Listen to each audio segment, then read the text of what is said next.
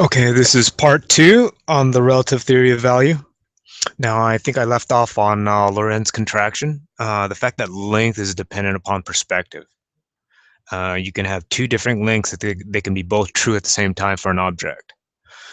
So the thing is, when someone asks for length, they imply another thing. What they're usually referring to is this L naught here, what's called proper length, which is essentially the length, what you observe when you're at the same velocity, or you have zero relative velocity relative to the object you're measuring, right? You're moving at the same rate, velocity. So in all reference frames, it doesn't look like you're moving with respect to that object, and that's L naught here. Uh, but it changes if you start moving, right? And depending upon direction. But let's forget direction for now. The faster you move, you can see here in the formula here, um, the observed length will contract based on your velocity. So you need two other pieces of information in order to restrict me to an objective. Maybe I shouldn't say that. Yeah, to a unique answer that I have to arrive to, right? Velocity and direction. So it depends on, and when I refer to velocity and direction, I just mean I have one term for that: perspective, right? You give me those two things, velocity and direction of observation. If I'm headed, if I'm trying to measure length and I approach that length on that axis, the faster I go, the shorter length gets, and it's still valid. It's true. When from that reference point, it's true. Anyone from that perspective will see the same, should see the same thing, given that if their visual perception is perfect. Any visual perception that's perfect from that perspective will see the same thing. If they're at rest with the object they're trying to measure, they'll see L naught. If they're going any faster in a certain direction, that length in that direction will contract. And it's just as valid as someone at the same speed of the object seeing L naught. And they're true at the same time, but only true for a certain perspective. So you see here, things are counterintuitive. So that's the case with length contraction, and people aren't familiar with this, right? So people, the part of physics, the counterintuitive concept of physics that they do understand is time dilation, right? Not only is length relative, that's what they mean in physics by relative. It's relative to your perspective. This is very important. This is going to come into play with value because I claim it's similar. Perspective, you need perspective in order to come to a numerical value. If you, even restricting to a unit of measurement, right? You still need more info, right? You can't talk about length without perspective. In other words, same thing with time. People think time is absolute, right? But the fact that the faster you go, time slows down relative to another perspective. So that's what relativity means in physics. Relative to another perspective. What would you see at going this fast in this direction? It's different for different observers, even if they're the same observer, right? You know, if it's me going at this rate, I'll see something different than if I were standing still with the object. And this is what's very counterintuitive. And this, just knowing that something so counterintuitive in nature that's beyond our intuition, right? Nature gave us only the ability to tell, to evaluate reality. The average person, the ability to evaluate reality only at certain speeds. We're not meant to evaluate reality at very high speeds or close to the speed of light, because what happens is time dilates. I mean, or the elapsed time is shorter for the guy going faster. And this is represented, you know, people know this in commercials and stuff, the twin paradox, right? Two twins starting at the same place, one accelerating close to the speed of light and coming back, will have aged virtually not aged, while the person standing still will have been long since dead. And that's very counterintuitive, because actual reality doesn't fit our intuition, and we have to realize this sometimes, and by doing so, you see the limits of human perception, which is fallible, and I'll get into this later. So things like time, length, mass. We think we haven't even thought of a relativistic mass. Like mass is relative, right? Again, it's dependent on how fast you're going and who's observing. Not who's observing, but what the conditions of the observer, right? Of the observer. And energy, even energy is variable, right? I think speed of light, since mass is variable, energy is variable. So there's relativistic mass. Mass isn't constant. It depends upon perception. Not the mind perception, but the conditions of perception, right? So, yeah, so weightlessness, nope, that's not what. Relativistic energy. Anyways, okay, so nature or the laws of nature can be counterintuitive, right? So you can trust your intuition for the most part. Not even for the most part, right? I mean, you know, it's analogous to the visible spectrum. It's a very small sliver of the actual the light spectrum, the photoelectric energy, the photoelectric phenomenon. That spectrum is very large. We can only see a very small sliver of it, which is called the visible spectrum. And if you see it with respect to the actual spectrum, I mean, it's a very small proportion of it, of the actual light spectrum. You see it here, right? Look at how small this sliver is compared to all of the wavelengths, right? This is what nature gave us to the ability to perceive, right? We need other instruments to detect this. I mean, like Predator, we can shift these wavelengths into this, or frequencies into this length, but into this area. We can shift it so we can actually visually see it, or we can translate it into like a spectrometer with the sine waves and stuff. But you have to realize the limits of human perception, and the mind itself nature gave us the brain in order to override our primitive perceptions, the five senses. The brain can transcend these and actually deduce or comprehend the rest of reality. So this is what eyes are for, but this is what the brain is for. And anyways, that was kind of off topic. I didn't plan to get that, but that's just the limits of perspective. The human mind perspective, I should say, not the brain's perspective. It can actually, Einstein broke that barrier with thought experiments, and that's what thought experiments are for. So okay, so now that we've gotten introduced to relativity, and it got kind of a little counterintuitive, right? So let's go back kind of reality, even though it's going to still be more abstract. So in mathematics, we have something called a relation, right? So equals is a relation, greater than is a relation, a subset is a relation, being a superset of something is a relation. The relation between two objects, right? In algebra, it's the relationship between two expressions, which is usually an equal sign or equality. Equality is a type of relation, and it's the relation I kind of want to focus on when we talk about value, because when we evaluate something, we equate it to something, and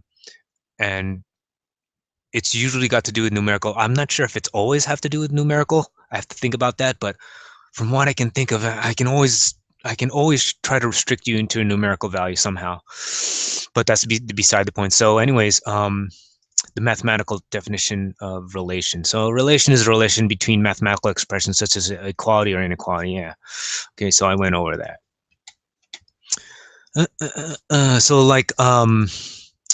So with regards to equality, you can have multivariable equality, right? Meaning that something, this function is, so a value, a function is basically a numerical value. it's dependent on two things, right? I need to know X and Y in order to calculate this thing. So once you give me X, Y, it's done. It's determined, right? It's assigned. There's no subjectivity here. I cannot, the mind cannot assign a value. I mean, you can, and that would be wrong, right? That's a subcategory of subjective, wrong, but you can't do it and be true, right? And sometimes people refer to that as what is their in definition as objective, but in my, remember we're using my definition set, so it's not objective. It's if when you come up with the right evaluation, like x equals 1 and y equals 1, therefore f of x, y equals 1/2, then that's true. Not objective in my case. It is objective by default, right? It's subjective evaluation, but it's true, right? Someone can verify that it's true. It should be true. If I say 2, it's subjective and false, right? So you can subcategorize subjective into true and false statements, and personal definition is true by default, but that's beside the point. So anyways, so multivariables, so it's telling me this value is dependent upon two variables, and you need these two variables in order to evaluate it truthfully, right? So that's what a mathematical relation is. That's what I claim value is. I think we're gonna make that argument a little later. So again, so I'm gonna concentrate on this case here, right? Where what this basically says, in other words, is that a value, the function, is dependent upon n variables, right? And then it restricts me to a unique numerical answer, right? So given all n variables, I should be able to come up to I should be restricted to a unique numerical answer, and that's what this refers to. Okay, you can even have something as complex as an infinitely variable function, right? I haven't really thought that out because I just considered it. But imagine a function that's dependent on here it's two variables. Imagine one that's dependent on an infinite amount of variables. I'm not sure if that can exist or not, but you can imagine it. So it's an object, right? It's object by default, it's subjective. Okay, so now that we explored mathematical relations, and this is what I'm going to be using when I talk about value, which is I claim it's a mathematical relation. So by relative, here's my definition of relative. Relative is determined by a mathematical relation of variables, which are objects, right? So given all the variables, so once I've clearly defined my function and the variables it depends on, you're restricted to numerical answers. And that's what I mean by relative. Relative is a mathematical relation, right? So if you picture it in terms of a function here, and variables are objects themselves, right? So like this is representative of an infinite relation, right? With this ellipses here, it keeps going on forever. But you can have something finite like this, something that's dependent upon just three variables. Once you give me these three variables, they might be implicit functions of other variables too, which let me not talk about. So if it's dependent on three things, I can determine its value, and this makes it relative. So if you apply this, if you can write something in terms like something like this, then it's relative, right? If it's numerical and it depends on either a finite or infinite amount of variables, it's relative because you can write it in some type of general function or mapping to be more general. Okay, so that's what relative is. It's a mathematical relation. So you'll see my mathematical training always forcing things to be mathematical. I hope that's not too esoteric for people, but it's logically sound. Like you can research this and actually verify it. So I'm not just making up sophistry here. Okay, so let me talk about poorly defined statements and terms and the distinction between ambiguity and profundity, right? And by profundity, I mean profound. Like often people will make an ambiguous statement and people will conflate that as being profound, right? So they'll ask something like, what's the value of a diamond? And your eyes will halfway roll back in your head, right? Thinking it's somewhat profound. Oh, wow, it's so deep, right? Profound, deep and meaningful, right? It's not. What they're doing is they're just not They're just not defining what they're talking about. So the thing is, you're confused, and you're confusing confusion with profundity, being profound, something that's profound, and it's not. It's absolutely not. It's or complex or something like that, deep and complex. That they're two absolutely different things. And let me talk about that. So when something is well defined here, something is well defined in mathematics, in mathematics sense, something is well defined or unambiguous, right? If the definition assigns it unique interpretation value, right? So like the function f of x equals x, the identity function, right? F of x equals x. Yeah, I crossed it out here. So considering this, this is the identity function. Anything that maps an object to itself is an identity function, and the identity mapping to be more general. So this is unambiguous here. You know the mapping, but when someone talks about something, so something undefined is like a when you try to input a value that the function does not take, right? So in this one, let's say it was just an algebra. So x would be, let's say the domain.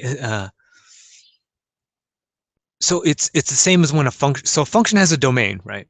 And when the domain, so you're restricted to those inputs. You can only input an element of the domain inside the function. Now, if the function were poorly defined, so a well-defined function has an assignment for each element to something in its range, right? If it doesn't have an assignment, a unique assignment in a function's case, then it's not well defined, right? So if I say a function is its domain is the set of real numbers, but I don't give an assignment for the real number 2, it's not well defined. That goes for so it's not well defined as long as you can find one element in its domain that the function doesn't assign a value to, and that's well defined. So poorly defined is just the opposite of well defined. Poorly defined is that where there's an element in the domain where it's not assigned a value. The function doesn't assign value. So it's kind of like a contradiction in some ways. So well-defined function or a statement is unambiguous, right? And this is again, I'm trying to make the distinction between ambiguity and profundity. So when someone says what is beautiful, they're not being profound. They're being ambiguous.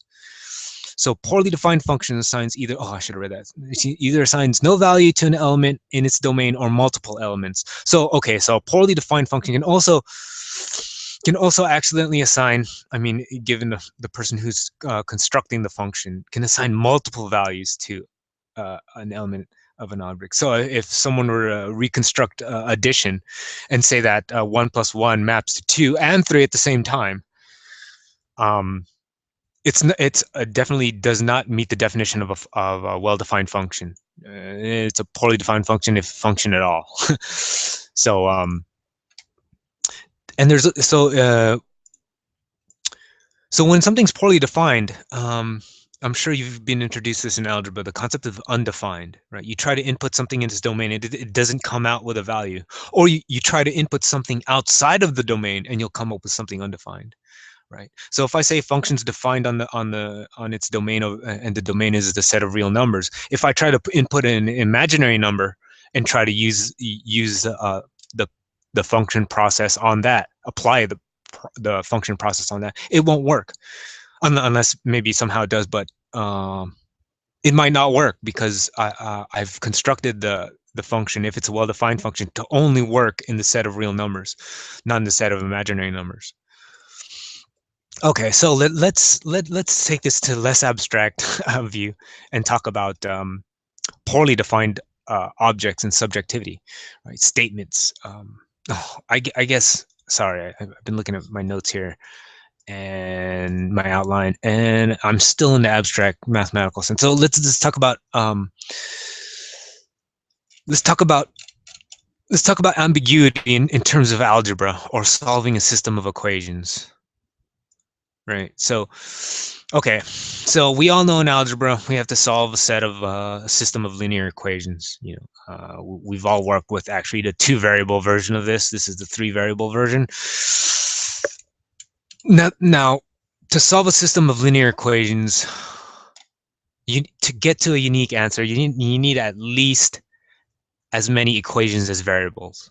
So in this case, in an undetermined system, you have less equations than variables. So you see in this case, this is an undetermined system. You see 3 variables in each expression, in each equation, but you only have 2 equations. So you can't solve this.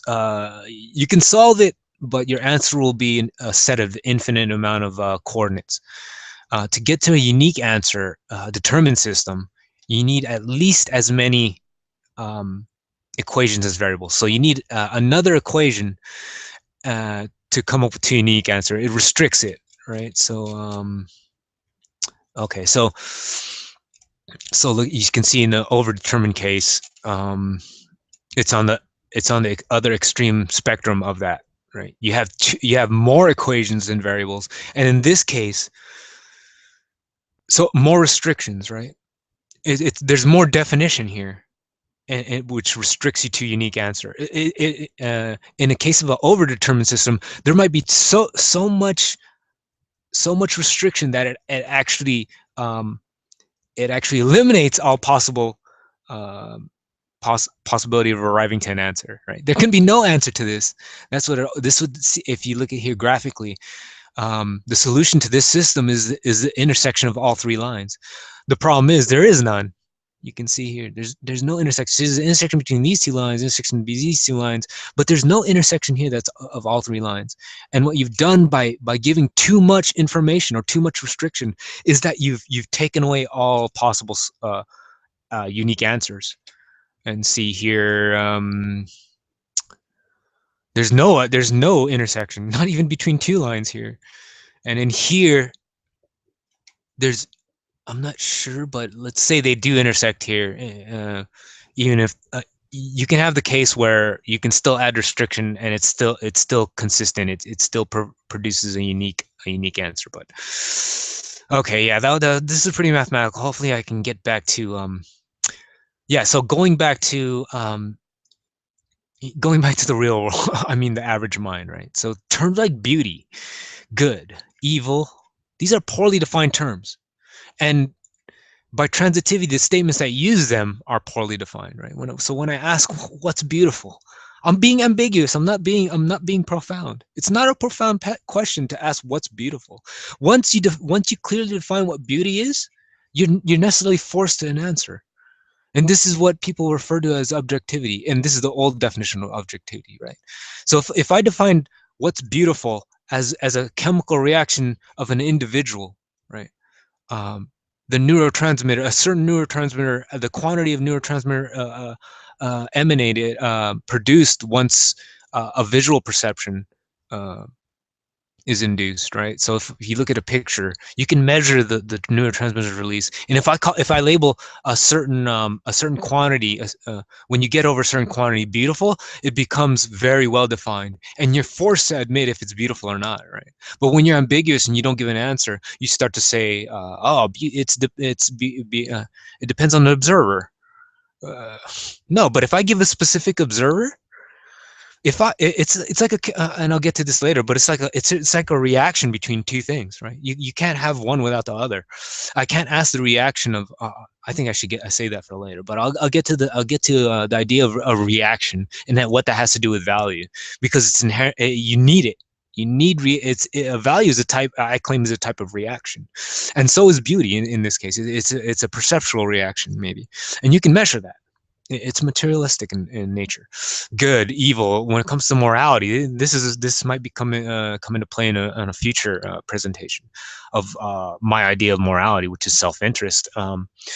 Good and evil, right and wrong. Morality is subdivided into right and wrong actions, so on and so forth. So again, people aren't profound; they're being ambiguous. And mathematicians, I hate that as a mathematician. I mean, once I've if I never had mathematical training, I don't.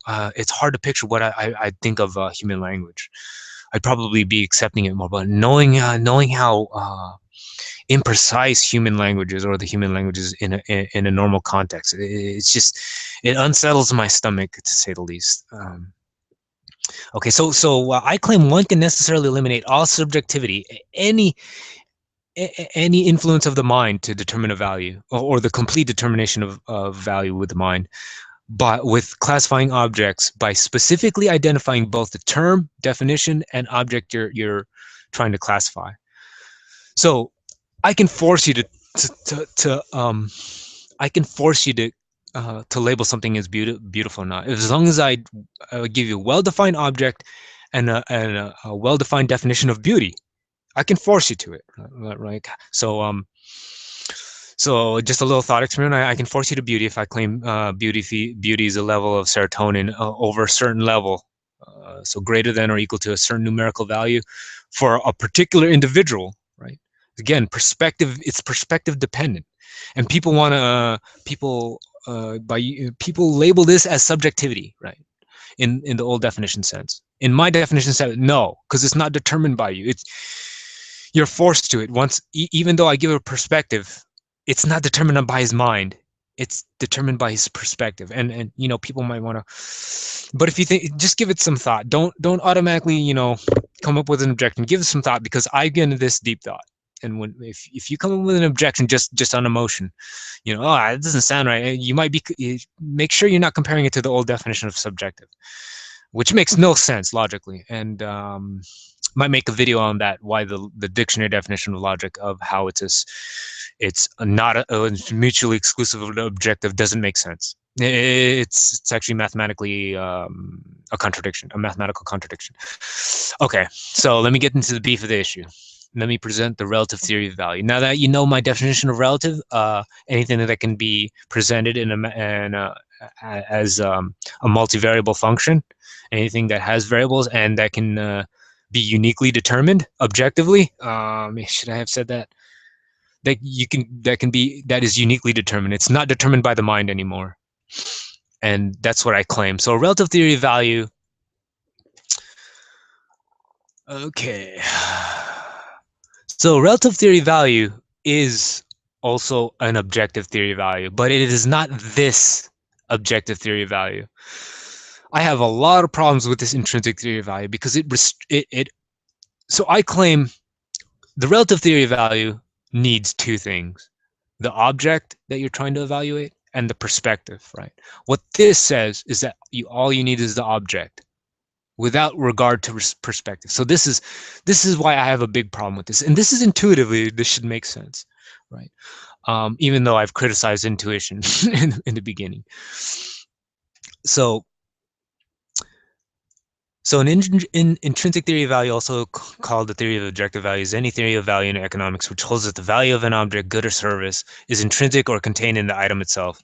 Most such theories look to the process of producing an item and the costs involved in that process as a measure of the item's intrinsic value. So actually, you know what? This actually does involve perspective, but only from the producer's perspective. A potential producer or supplier's perspective. This is like so specific that it kind of loses all value. Mine's a more general view of value, right? Even though it has you can apply specific perspective. This limits the perspectives, the specific perspectives you can apply. It's only considering suppliers, not consumers, right? So when I'll get into this in the distinction of price and value later, because that's important from the perspective of the supplier. But I thought this was going to say from the subjective theory of value here, that it's. I thought it was going to say the inherent properties of the good. So actually, I didn't read this, but it doesn't matter. So I'm claiming the relative theory of value claims that the value of a good is dependent upon this. You must have this in order to calculate an objective, a unique, determined value.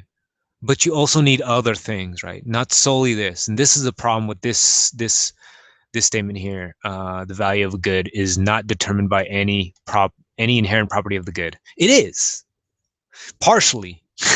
That's a key word that was not added here. That would make this portion, this part of the statement true. or false. If you add partially here, this becomes false, not determined. But if you take away not, it becomes true. Propositional logic. Anyways, so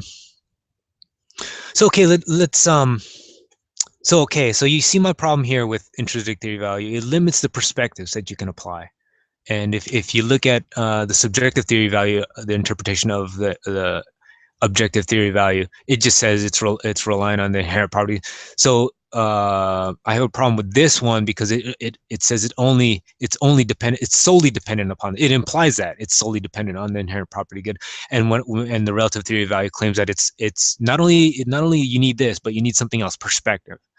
And with those two things, you can determine a unique value. And in the old definition sense, objective, right? That's what people. So it is objective in the old sense, not my sense. But in my sense, everything's objective, right? You don't need to even ask. But in the old sense of objective, yes, it's objective because it's uniquely determined, and all you need is two pieces of information and a perfect intellect. But that's beside the case. So okay, so let's look at a chemical reaction. And I'm going to bring up the past concepts of poor definition or well defined. So a chemical reaction, so let's assume like a chemical reaction is a type of value, right? Let's say an explosion, right? It makes no sense to ask what the chemical reaction of C4 is, or a plastic explosive is, right? You need the conditions under which the plastic explosives are in. So it's a poorly defined question. And it's being ambiguous, not profound, right? It's not a hard problem, profound. It's a problem you can't find the answer to without more definition to the question. So chemical reaction, you need two things, right? You need two elements before you can combine them to make them explode or what have you. So okay, so chemical reaction is a process that leads to the transformation of one set of chemical substances. So you need two substances in chemistry. I've never taken chemistry, but it's tedious, not hard, right? I hate those things. I want something that's intellectually hard, not tedious, like algebra, like high school algebra. Anyways, classically, chemical reactions.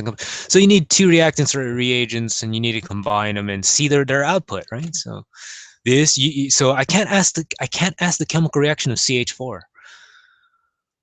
Right? It's not profound, it's an ambiguous statement. What is the chemical reaction of CH4? No, I need what you're asking is I need another reactant, right? I need 2O2 or whatever. 2O2 molecules, and then it translates to whatever the output is. So that's the thing. So that's what I claim value is. It's a reaction. Value. So again, another poorly it's a reaction. So another poorly defined query is, what's the state of water? I'm being ambiguous here, not profound or complex or whatever. The state of water, you need temperature, right? Because the states of water is dependent upon temperature. And by asking what the state of temperature without giving the conditions of that water, I cannot give you an answer. I'm being too ambiguous in my question. I cannot give you an answer. That's not being profound. So your eyes should not roll back in your head. You should throw a punch at the guy asking the question, or in other words, it begs another question, right? In what temperature? Once the temperature is given, the answer is determined, either liquid state or solid, whatever. I don't know chemistry.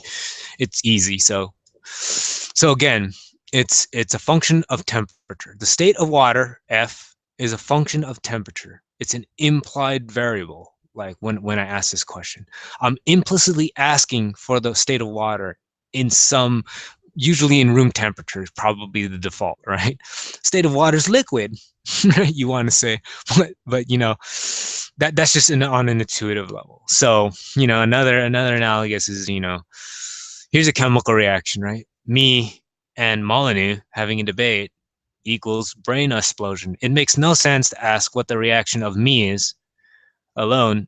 Maybe it does, but reaction between two people, right? A reaction between two people, it needs two people, right? And then you come to an output.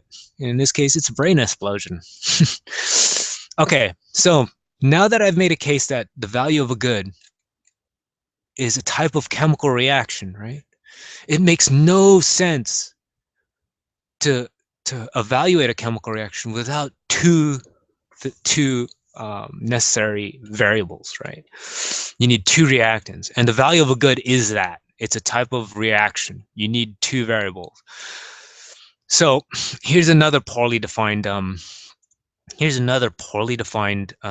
query or question. What is the value of a diamond?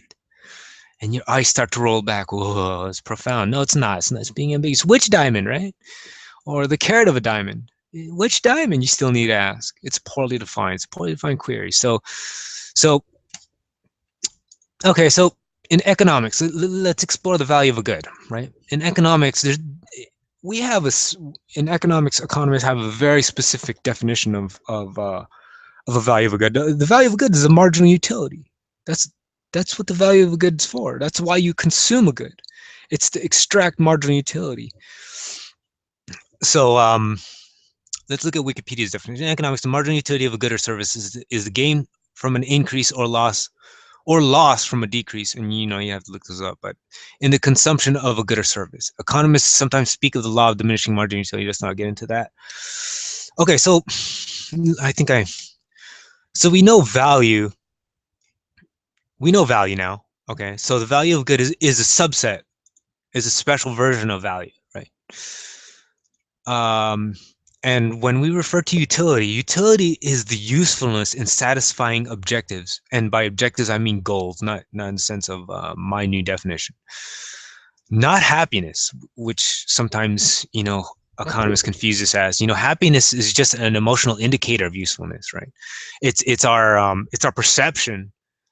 It's our perception of usefulness of a good, right? So if you want to build a house, the value of wood versus concrete, it has a value into it depending on your objectives, right? I want to build a house that insulates versus extreme temperature, and now I've provided more definition to my question where I can either determine if stucco is better, whatever material used to build a house, wood versus concrete is better in this case, right? It starts to restrict your answers, your potential answers, and the more definition you add to your goal, the more well-defined your objective is. And by objective, I mean goal. You can necessarily you can eliminate all subjectivity just by presenting a well-defined goal, a very well-defined goal, so specific it might even eliminate all answers itself. So anyways, so happiness is just it's analogous to pleasure, right? It gave pleasure and happiness to us. Happiness is a more complex version of pleasure. Nature gave it to us in order to detect usefulness in things out there, in objects, right? In order to sustain existence. It gave us senses of pleasure to taste pleasure, taste preferences, because of the nutrition value.